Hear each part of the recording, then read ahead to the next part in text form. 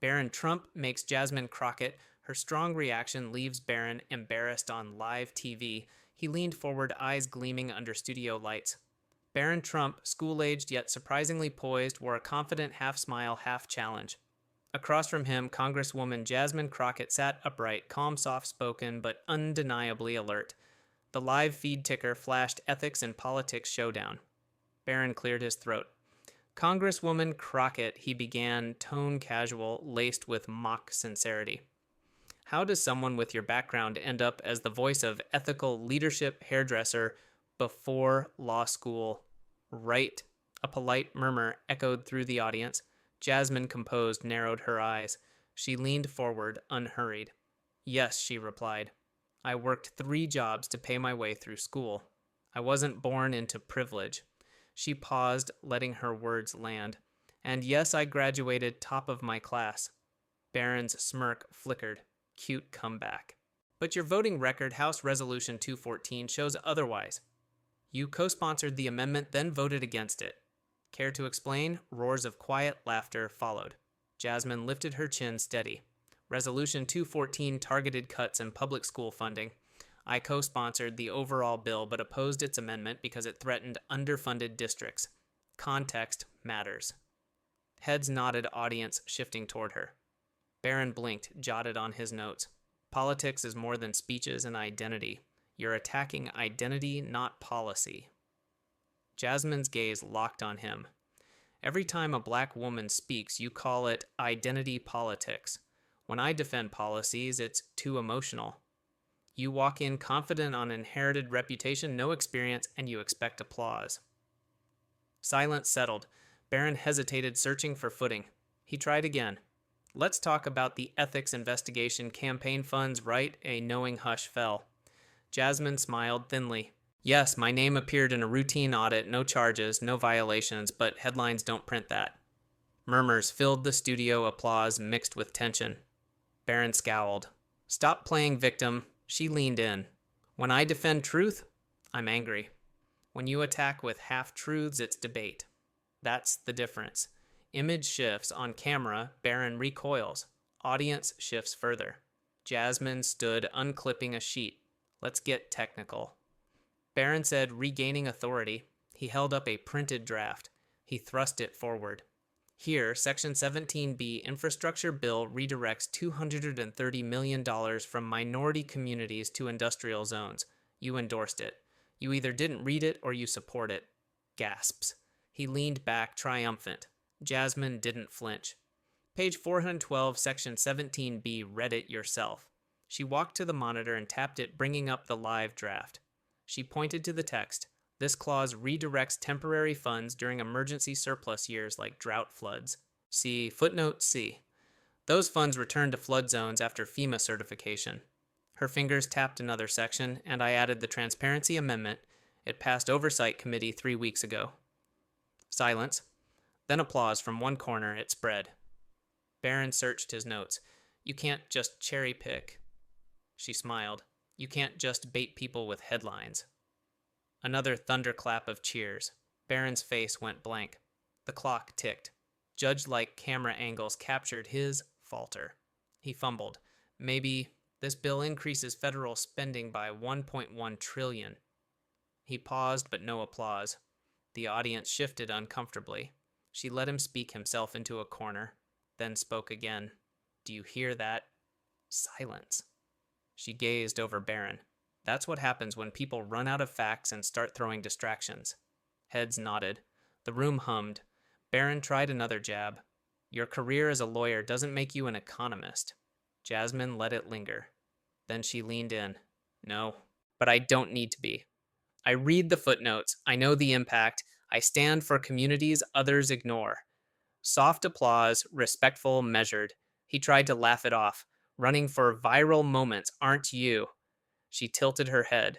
No, I run for truth. You just walked into it. Standing ovation erupted. Barron froze. The camera pulsed on them both, her steady upright, him hunched, speechless. She sat. Taking a breath, she locked eyes with viewers. I didn't come here for clicks. I came for the people who can't afford prescriptions, who are failed by underfunded schools, who feel invisible. And when people like Barron treat our reality as footnotes, it reminds me why we can't stay silent. Eyes glistened. Baritone camera shots made it intimate. She gazed at Barron again. I'm not here to win arguments. I'm here to remind you facts matter, substance matters, people still matter. Dead silence followed her words, a silence that breathed respect. Then Jasmine softly added, if you're tired of being talked over, share this. Let's hold the powerful accountable together. She rose. No flourish, no dramatic exit, just a steady step down from the stage. Barron sat, holding his printed pages like crumpled armor. Cameras cut. The studio breathed out. Mic dropped. Outside the glass box, the world already buzzed. Did Congresswoman Crockett just embarrass Barron Trump on live TV? Maybe, maybe not. But one thing was clear. She took the stage and she owned it. Backstage was tense. The network buzzed, phones lit up, and social media timelines were already exploding with sound bites and GIFs. Barron Trump hadn't left the studio yet. Still seated, he stared at the screen, watching clips loop over and over his own smug remarks. Jasmine Crockett's icy replies. The contrast was undeniable. He stood up slowly, straightening his blazer jaw clenched. In the control room, a producer whispered, "We're getting 5 million views in under 10 minutes. She went viral." Barron heard, and he hated it. Elsewhere, Jasmine walked through the hallway back straight. An aide whispered updates into her ear. "Clips are trending, Congresswoman." Crockett clapped back. Chachart Barron backpedals. "Read the footnotes. You're blowing up." She nodded, silently calm. On the next day's news cycle, pundits clashed. Fox called her dramatic. MSNBC called her dazzlingly prepared. Twitter called her a force. Reddit threads piled with breakdowns of her quotes, her tone, the precise moment Barron blinked in panic. But one thing became clear. Jasmine Crockett had not only held her ground, she had flipped the narrative. Barron, however, refused to take the loss quietly. He scheduled another appearance, this time a podcast known for conservative punditry. He'd shift the tone, reframe the encounter. "They ambushed me," he told the host.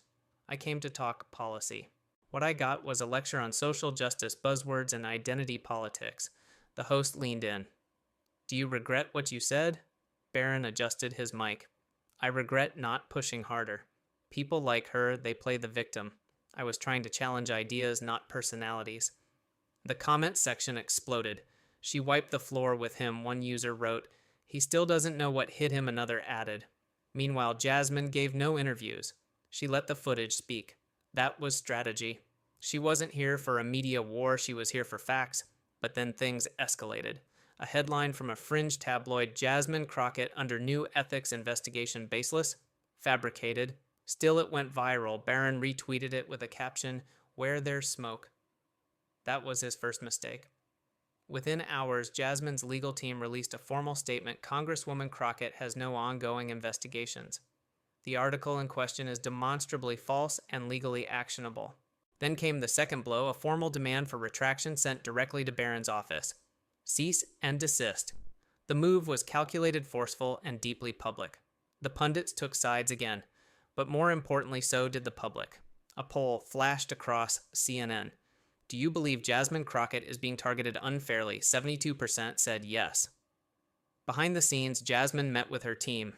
"This isn't just about a feud," one aide said. "They're going to keep poking."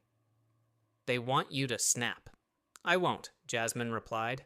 "They expect rage. I'll give them facts." That night, Barron posted another tweet, a meme mocking Jasmine's previous campaign posters. It backfired. Thousands replied with screenshots of her courtroom victories bills she'd passed community work. One image stood out, a courtroom photo of Jasmine defending a mother facing eviction. Caption, "She's been in real fights. You're just pretending." Barron's strategy was unraveling, so he changed course. He offered to appear on another political panel. "Let's do it live," he said. "Let's finish what we started." Jasmine agreed on one condition: it would be fact-checked in real time. The network agreed. The rematch was set. Audience tickets sold out in minutes. Hashtag surged again. "Char Crockett Trump toe. Char fact-check face-off. Char smart vayet smug." The day came. Barron wore a sharper suit this time. He rehearsed. Had notes. advisors, a headset feeding him prep in real time. Jasmine wore the same calm expression. The moderator welcomed them. Tonight, policy, not personality. Let's begin. First question, economic equity. Does reinvestment into minority communities unfairly penalize wealthier districts? Barron jumped in. Yes, we cannot keep punishing success. Redirecting funds is redistribution. That's socialism dressed up in guilt. Jasmine turned. We're not punishing success, we're asking it to participate. Wealth was built using roads, courts, workers funded by everyone. Fair taxes aren't theft. Applause. Light, but meaningful. Second question. Is identity politics harming national unity? Barron leaned in. Absolutely. People obsess over race, gender, none of it should matter. Jasmine raised an eyebrow. It only doesn't matter when you've never been disadvantaged by it. Identity isn't a crutch. It's context. Ignoring it doesn't erase injustice. Again, applause, Barron pressed. But where does it stop? Do we keep dividing people into categories until nothing holds Jasmine? Or we acknowledge those categories have always existed and use them to lift people, not sort them? The audience was silent, reflective. Jasmine was shifting the dialogue. Then came the last question. Congresswoman Crockett, what would you say to critics who claim you rely on viral moments rather than long-term policy impact? She didn't blink. I'd say watch my work. I've passed housing reforms, led climate initiatives, fought in courtrooms, defended lives. If people remember my words, good. But I want them to live better because of my work. The moderator nodded, turned to Barron. Final thoughts. Barron opened his mouth, then closed it. Finally, he said, I underestimated her. There it was. The moment. Jasmine smiled faintly. That's what happens when you only look at headlines. Camera zoomed out. The crowd erupted again. The rematch was over. No mic drop, no explosion, just clarity and respect. The aftermath of the rematch was like a political shockwave. Clips of Barron's admission I underestimated her looped across news feeds. Sports commentators even compared it to an upset in boxing, a champion overconfident, then facing a savvy challenger who doesn't just land punches but lands meaning. Barron's spin team shut down public access. No more interviews, no quick rebuttals. Behind closed doors, they scrambled. Did they need a damage control tour? A fresh angle? Maybe Barron should pivot to another issue like tech innovation or climate talk to shift public perception. But the optics were raw. A young man, son of a former president, outpaced by a congresswoman known for grit, even if she lacked headline-grabbing name recognition. Forget credentials, Jasmine had mastered the stage. She'd brought substance and taken the win that night. In contrast, Barron was visibly shaken. He'd stepped into politics to carve his own legacy, stepping out of his father's shadow. That ambition had collided with Jasmine's precision. He had prepared for charisma and novelty, but not rigor. He left hollow. Backstage after the show, the room buzzed. Barron's advisors circled him. Their expressions flickered between concern and calculation. He avoided looking at the screens, replaying Jasmine's final lines. One aide tapped a phone to his ear was a call from Fox. He nodded mutely and retreated to a side room. Alone. A political veteran saw him there later, arms crossed, pacing. Whispered rumors Barron might slow his public push, lay low for a bit. But he couldn't disappear. Not now. His brand was built on resilience, or so he hoped. Meanwhile, Jasmine returned to her hometown district. She had school board meetings to attend legislation to push forward. The rematch was behind her, but the work wasn't. Mailers went out, listen first, act second. Town halls followed. She pressed on with everyday issues, affordable housing, community clinics, small town infrastructure. Her team now had leverage. They packaged short clips of her debate performance, shared them with local news and social channels. Response was immediate: older voters calling for deeper discussions, younger fans ready to volunteer.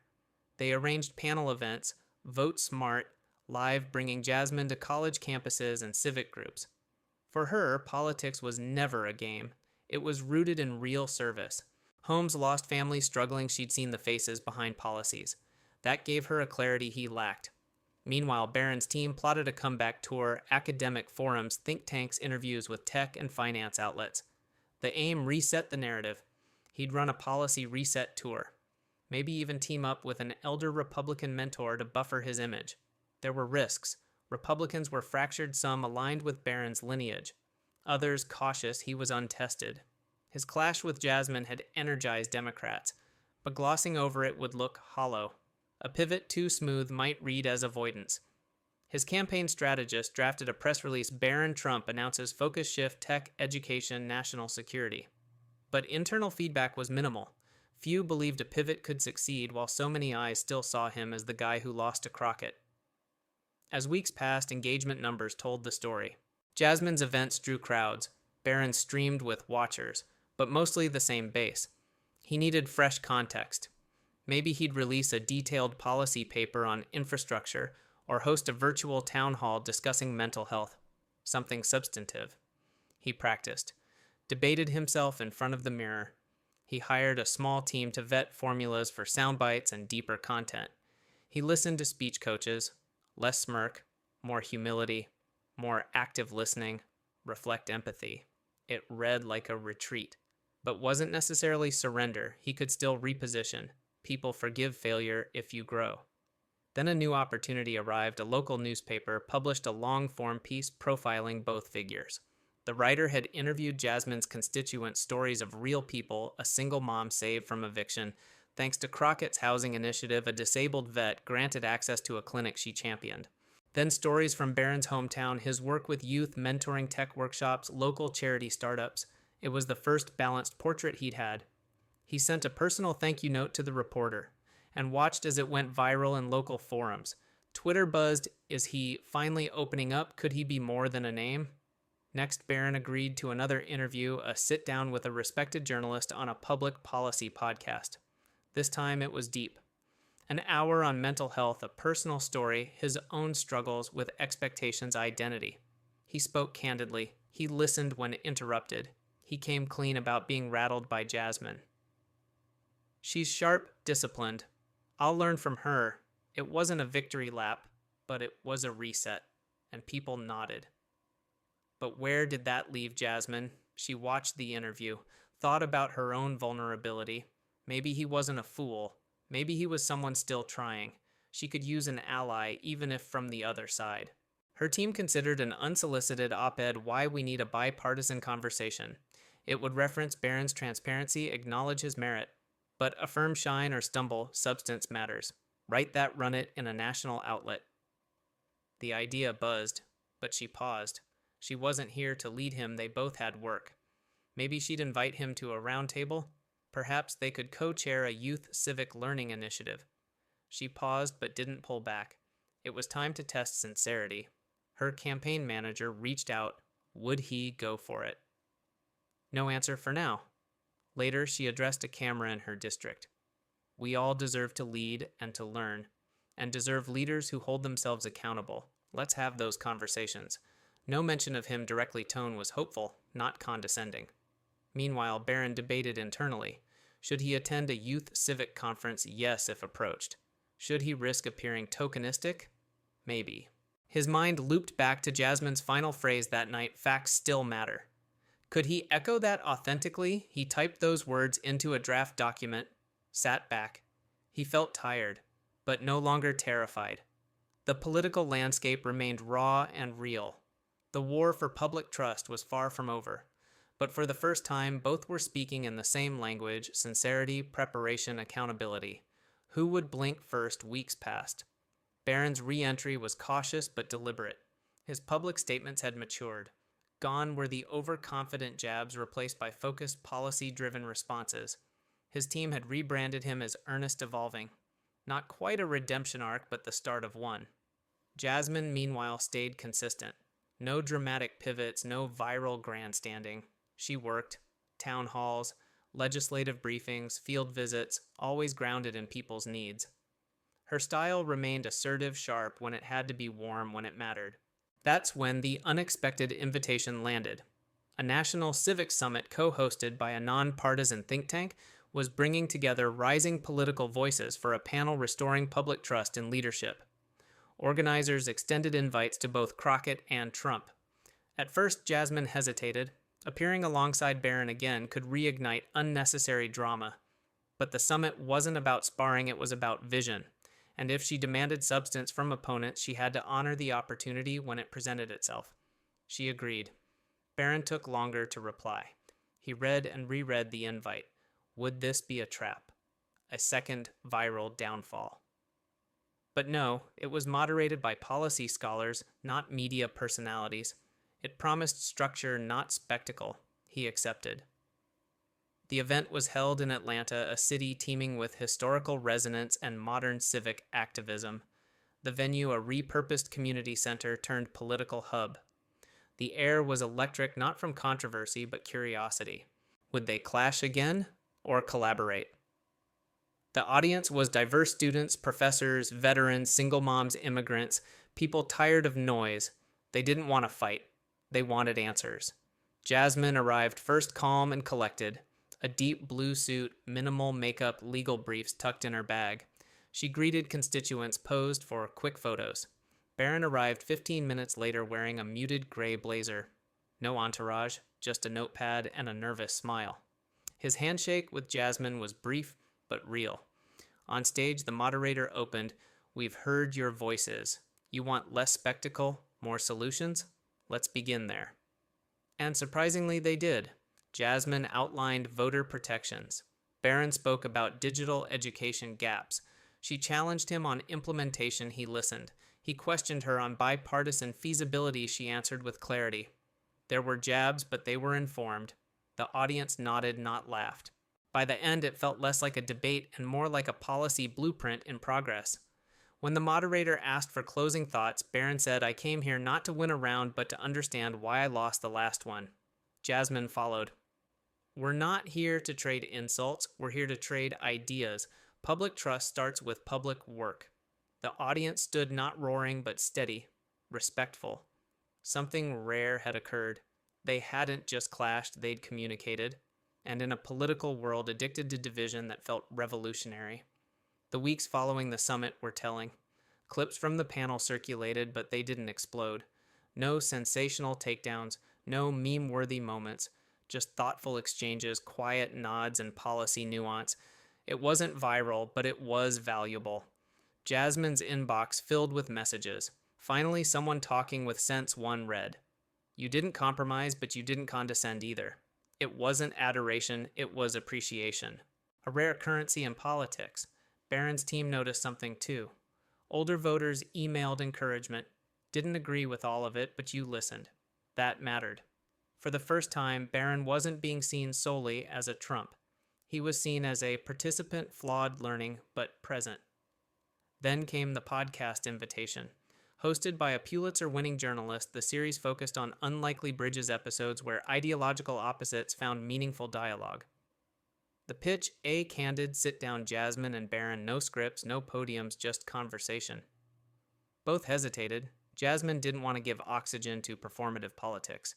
Barron feared another setup. But the host's reputation helped. Trusted, balanced. Neither wanted to back out first. They agreed.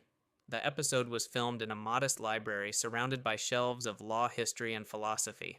No teleprompters, just a table, 2 chairs, and the quiet hum of possibility. "Let's start with this," the host said. "What's one thing you learned about the other person you didn't expect?" Jasmine smiled. "That he reads the bills, and not just the headlines." Barron chuckled. "That she cares more about public housing than public clout." From there it flowed. They debated but with rhythm. Argued but without venom. When they disagreed, they dissected, not destroyed. Jasmine spoke of systemic gaps. Barron brought up digital divides. Their lenses were different, but sometimes the destination aligned. "You once called me entitled," Barron said quietly. "I did," Jasmine replied, and in that moment I believed it. "Do you still? I think you were. But you're evolving. Entitlement rarely stays curious." That line stuck. The episode dropped on a Thursday. It didn't dominate headlines, but it dominated attention. Viewers listened, then re-listened. Not because it was fiery, but because it was foreign. Two figures who once epitomized division were now proof that conviction didn't need to cancel civility. By the weekend, major papers ran headlines like "From Clash to Conversation Crockett and Trump Defy Expectations." And slowly the narrative shifted. This wasn't about winning, it was about witnessing. And people were ready for more. They met again 6 months later, this time in Houston at a community-backed policy summit. The stage was larger, the stakes higher, and the audience expected a showdown. But both came ready for something else. Backstage, Barron paused before entering. He closed his eyes for a moment, then opened them with purpose. Jasmine offered a nod, mutual recognition that they were about to try something different. The moderator kicked off today's topic, trust in institutions. Let's begin with opening statements. Barron took the mic first. I grew up in the glare of public life. I've seen systems built to look impressive yet crumble when tested schools sealed off from public needs courts wrapped in red tape infrastructure celebrated in ceremony but failing in delivery. He paused, then added quietly, I'm here because I believe we can do better if we listen. Polite applause, not thunderous but engaged. Jasmine followed. I was raised in neighborhoods where institutions were not neutral. They protected some and left others behind. I've seen families struggle for justice, for school access, for basic representation. She locked eyes with Barron and continued, I'm here because fairness still eludes us. No applause, just deliberate silence. The audience felt the gravity. The first exchange came on police reform. Barron, though I believe we need accountability and community partnerships, but defund movements risk alienating the very officers we need to serve neighborhoods. Jasmine, accountability and community partnership, yes, but defund isn't literal. It's redirecting funds to mental health, housing, violence prevention. Police shouldn't be the default response to social questions. Barron leaned forward. Redirect, fine, but resources aren't infinite. We need cops who know how to de-escalate and community services that are equally funded. Jasmine nodded. Then we start the rebalancing. Not because we don't value protection, but because we value prevention. They found a shared phrase, balance and benefit. They repeated it, the crowd jotting notes. It carried neither hostility nor empty unity, just centered purpose. Next up, education equity. Barron school funding formulas are broken. I've toured districts where a single zip code defines opportunity or its absence. Jasmine added, teachers there earn less than grocery clerks. Students walk miles for internet access. That's not a policy flaw, that's a moral crisis. Barron responded, so let's reform funding but also reassess testing metrics. A student's potential isn't only measurable by scores. Jasmine spoke of community-built accountability and Barron agreed. They even quoted each other's past lines about oversight and transparency, acknowledging improvement from both sides, from policy to politics. The moderator stepped in. Let's address the tone of public discourse. Emotions are high, tremors of distrust go both ways. Barron spoke softly, I regret the moments I leaned on family name instead of facts. That's on me, and I'm working to earn my own merit. Jasmine nodded. I've learned that calling someone entitled doesn't build bridges, but in politics, the heat makes it easy to forget that behind policy disagreements are people and principles. They paused, two public figures admitting flaw and growth. The room shifted. Q&A began. A young man stood. Both of you want trust in institutions. How do we heal distrust? Barron answered, show up long term. Don't just campaign once a year. Be accessible, include locals in policy making. Jasmine and transparency. Share policy drafts publicly. Invite public input early. Show that governance is not a secret club. A teacher asked about rural broadband. Barron replied that private investments had to meet rural need with federal pairing grants. Jasmine pointed out mobile hotspot programs as immediate relief and community tech hubs as sustainable models. Another shared audience applause for solutions, not speeches. The moment of fusion. The moderator asked, where do you align? Barron looked to Jasmine. Equitable education, accountability, and policing infrastructure that serves people, these are our shared goals. Jasmine nodded. Yes, our routes differ, but our destination is the same. They said it together softly but firmly. Public service with purpose. Closing statements. Barron and I came here ready to defend my legacy, but I leave knowing legacy is defined by future results, not past connections. I'm committed to working, learning, and listening. Jasmine. I came ready to challenge systems, but I leave believing systems can be rebuilt if enough of us care more about fairness than about being right. They shook hands. A full, sincere handshake. No false smiles, respect earned. Afterward, in the green room, a video producer turned to them. That was incredible. Barron smiled. It felt real. Jasmine nodded. It was hard, but worth it. He added, "We need more of this." She replied, "Every time people see this, they remember debate isn't conflict, it can be collaboration." The ripple began. Social media didn't light up right away. Instead, think pieces appeared Monday morning, why Crockett and Trump's debate might be a turning point.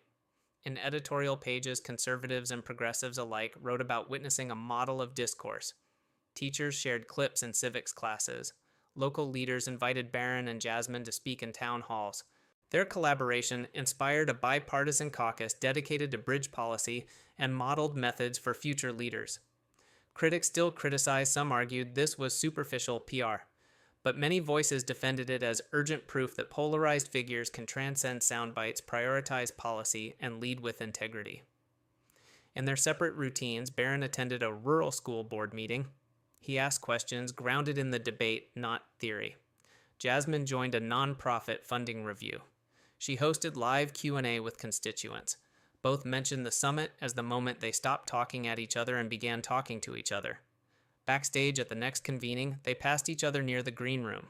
Barack Obama was there for the keynote. He paused, nodded in understanding, remembered the summit, and smiled. Epilogue. Thoughts. Voiceover.